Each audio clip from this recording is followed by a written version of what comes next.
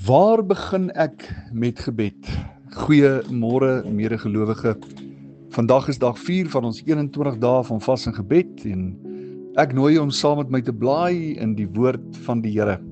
In Markus 1 vers 35 lees ons: En vroeg in die môre, nog diep in die nag, het hy opgestaan en uitgegaan en na 'n eensame plek vertrek en daar gebid. Nou ek dink as ons almal baie eerlik sal wees, dan sal ons moet erken dat gebed daardie een deel van ons geestelike lewe is wat ons dikwels grootliks afskeep. Nou daar is een ding wat seker is van gebed. Jy en ek sal nie groei tensy ons nie intentioneel hiermee is. Ons sien in die lewe van Jesus dat daar 'n betrokke dissipline vir gebed by hom aanwesig was. Nou enigiemand wat al sy wekker vir vroegoggend gestel het met die doel om te bid sal weet dat dit nie altyd so maklik gaan nie. En dan as jy jouself uiteindelik wakker kry, dan sukkel ons dikwels om ons gedagtes gefokus te hou en ons is nie altyd seker of wat ons bid of dit reg is nie.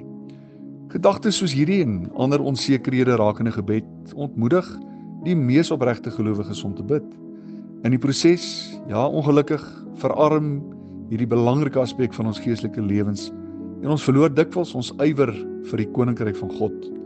Miskien voel jy soos ek dikwels gevoel het, totaal en al oorweldig deur die magt om inligting wat daar vandag beskikbaar is aangaande die onderwerp van gebed.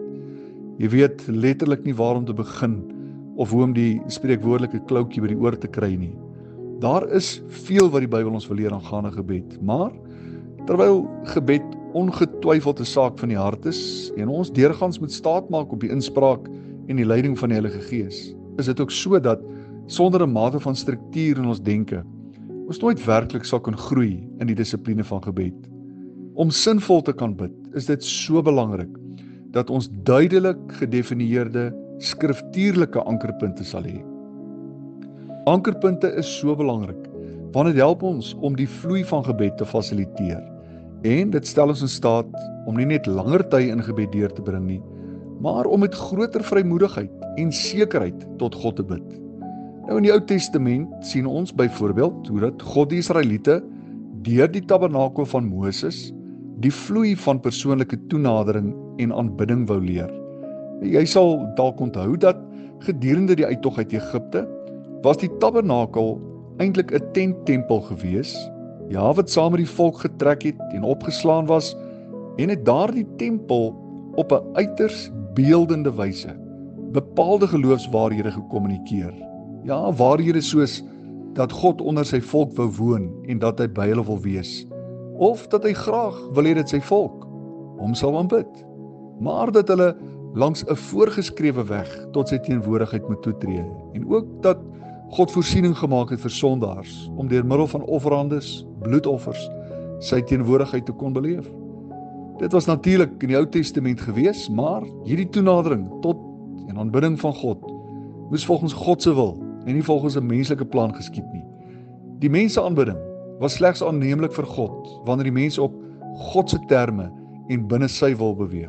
En so het die Here dan aan Moses in Eksodus 25 instruksie gegee omtrent die bou van die tabernakel en het hy geëindig by die poort van die voorhof.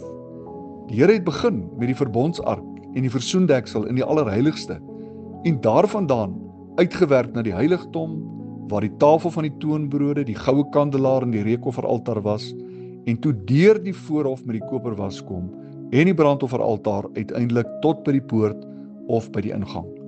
Dit is van betekenisvolle belang, want dit sê, ons begin dus waar die Here opgehou het, want die saligheidsplan van God, ja, vir ons as Nuwe Testament gelowiges, is 'n voltooide taak, en daarom begin ons met 'n voltooide werk, en dan gaan ons terug na die oorsprong toe. Alhoewel die tabernakel deel was van die ou verbond, ja, is daar steeds waardevolle lesse en 'n magtom simboliek wat ons baie aangaande die vloei van aanbidding en in besonder van gebed kan leer.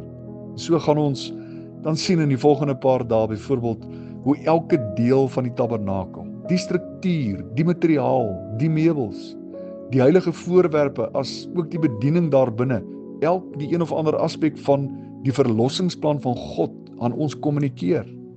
Elke besonderheid in die tabernakel wys vir ons direk heen na die karakter, die werk en die persoon van Jesus Christus, God se eniggebore seun.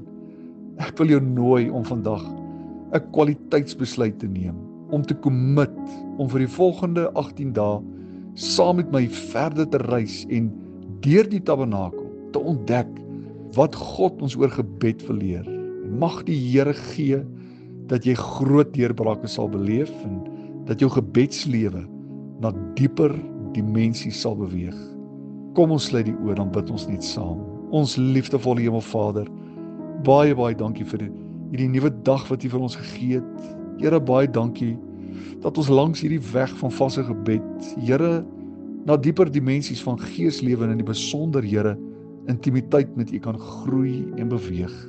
Here, dit is die gebed van my hart, dat U vir elkeen van die wat luister na die opnames, Here, en elkeen wat deel is van hierdie 21 dae, dat U ons vandag opnuut sal versterk en dat ons op 'n besondere wyse bewus sal wees van die teenwoordigheid in ons lewens. Here, dit bid ons met groot vrymoedigheid in die naam van Jesus, die naam bo alle name. En ons dank U daarvoor, Here. Amen.